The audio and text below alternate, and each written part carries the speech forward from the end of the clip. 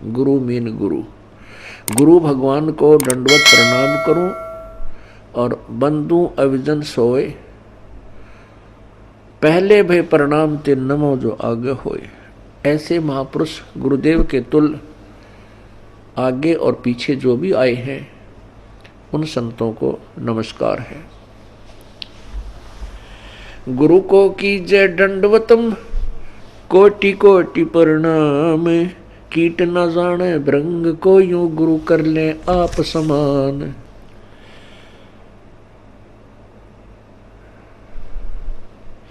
गुरु गोविंद कर जानियो, रहियो शब्द समाए।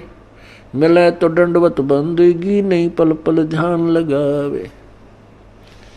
अपने गुरुदेव के प्रति परमात्मा तुल श्रद्धा बनाओगे तभी आप परमात्मा के चरणों में परमात्मा को प्राप्त कर सकोगे।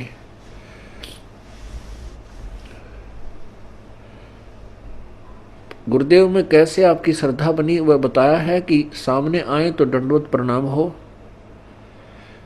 और नहीं तो फिर उन्हीं का ध्यान, उन्हीं के द्वारा दिए गए मंत्र पर विवेचन, उसका सिमरण, और रह रह कर आपके हृदय ये आत्मा ये पुकार करेगी, तड़फेगी को हो ऐसा निर्मल ज्ञान है भगवान कहाँ थे, अगर गुरु जी ना मिलते तो हमारी क्या दुर्गति होती। इस तरह की विवेचन जो करना है यह भी गुरुदेव का ध्यान है।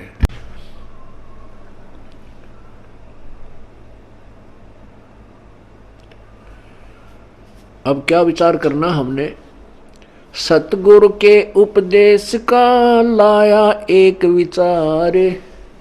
जय सतगुरु मिलते नहीं, जाते नरक दुआरे। सतगुरु का अर्थ होता है तत्वदर्शी संत, यथार्थ ज्ञान प्रकाशक। जो सच्चा ज्ञान देने वाला है वो सतगुरु होता है।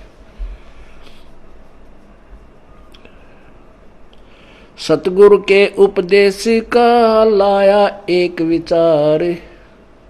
जय सतगुरु मिलते नहीं, जाते नरक दुआरे।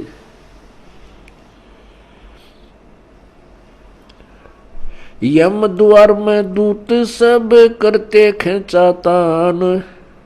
उनत कभू ना छूटेता, फिर फिरता चारों खानी। कबीर चार खानी में भरमता, कभो न लगता पार। सो फेरा सब मिट गया, मेरे सतगुरु के उपकार। होय होय। इतनी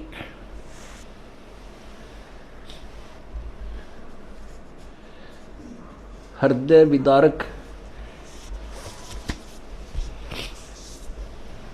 वाणी परमेश्वर ने बोली है कि सतगुरु माने पूरे संत से और प्रॉपर वे ऑफ वर्शिप, यथार्थ परमात्मा की भक्ति हमें प्राप्त हुई तो हमारा कितना दुख निवारण हुआ।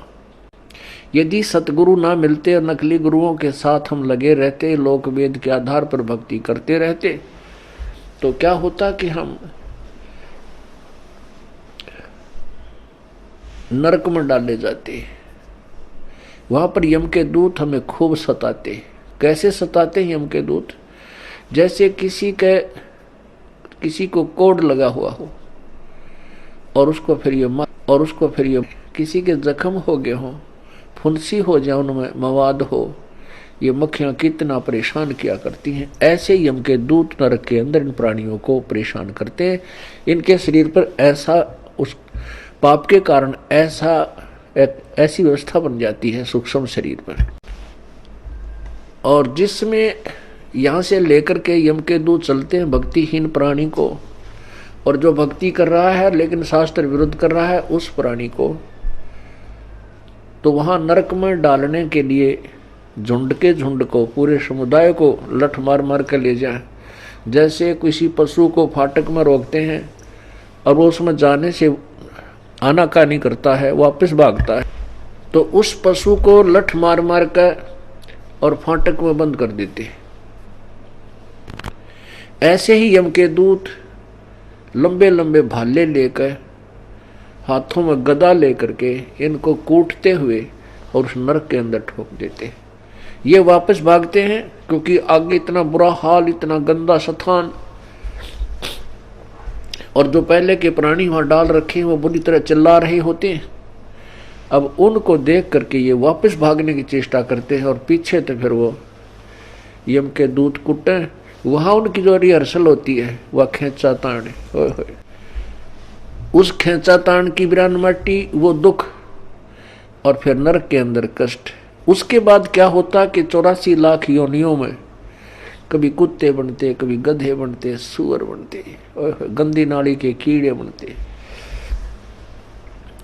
वो सब सारा का सारा कष्ट परमेश्वर के इस सत्य नाम से, पूरे संत के ज्ञान से और उनके द्वारा बताई गई भक्ति विधि से सब आप बाईपास निकल गए। न नरक में जाना पड़ेगा, न काल की तपस्या पर आपको जाना पड़ेगा, और न ही 84 लाख योनियों में आपको जाना पड़ेगा। पुण्यात्माओं, आप तो बालक हो, क्योंकि भक्ति मार्ग का ज्ञान कभी हमने सुना नहीं। केवल जैसा भी परंपरागत हमारे जिस भी धर्म में हम जन्मे हैं उन्हीं लोक वेद को हम अंतिम भक्ति का ज्ञान, आध्यात्मिक ज्ञान मानकर उसी पर आश्रित थे। वो तो कैखा भी नहीं थी भक्ति का, आध्यात्मिक ज्ञान का वो कैखा भी नहीं प्राप्त था हमारे को। अब ये विस्तार से एक पूर्ण इतिहास आपके समक्ष प्रभु दत्त पेश किया जा रहा है। अब जिससे सतगुरु के उपदेश यानी ज्ञान और मंत्र भक्ति से इतना ढेर सारा कष्ट हमारा टल गया हो, तो उस गुरु जी के बारे में क्या बताते हैं। कबीर चार खानी में भरमता, कभो न लगता पार, सो फेरा सब मिट गया सतगुरु के उपकार। 7 समुद्र की मसी करूं, लेखनी करूं बन राय, धरती का कागज करूं, गुरु गुण लिखा न जाए। क्या बताते हैं परमात्मा, अपनी महिमा आप ही सुनाते हैं कि ऐसे परम संत कि क्या महिमा करो। यदि मैं पूरी पृथ्वी का कागज बनाऊं और 7 समुद्रों की इंक बना लूं, एक पेड़ में एक वृक्ष की कितनी कलम बन जाएंगी बिना गिनती की। और फिर कहते पूरे समुद्र के सारे समुद्रों की इंक बना के और धरती के जितना लंबा कागज लेकर जो लिखने लगूं, तो ऐसे सतगुरु की महिमा, उनके गुण का मैं गुणगान नहीं कर सकता, नहीं लिख सकता। वो थोड़ा पड़ जावे, 7 समुद्र भी खत्म हो जाए, वो कलम भी घिसने और कागज भी छोटा पड़ जावे, तो अभी पर उस ऐसे संत की महिमा शेष रह जावे। कबीर बलिहारी गुरु आपना, घड़ी घड़ी 100 बार, मानुष से देवता किया करत न लागी बार। कबीर गुरु को मानुष जो गेणे, और चरणामृत को पान, ते नर नरक में जावेंगे जन्म जन्म होवे समान।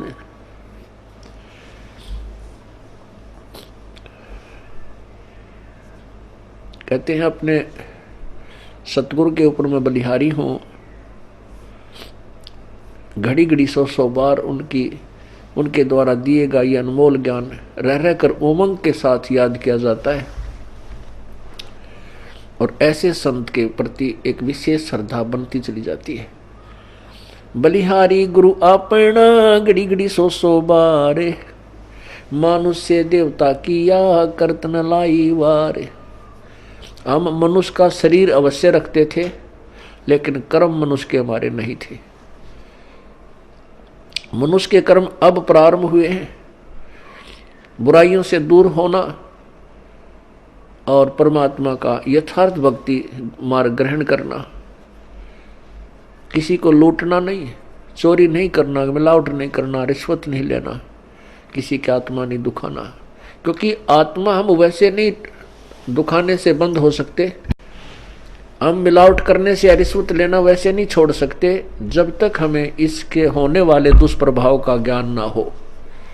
जैसे विष से हम क्यों डरते हैं, क्योंकि उससे होने वाले दुष्प्रभाव से हम पूर्ण परिचित हैं।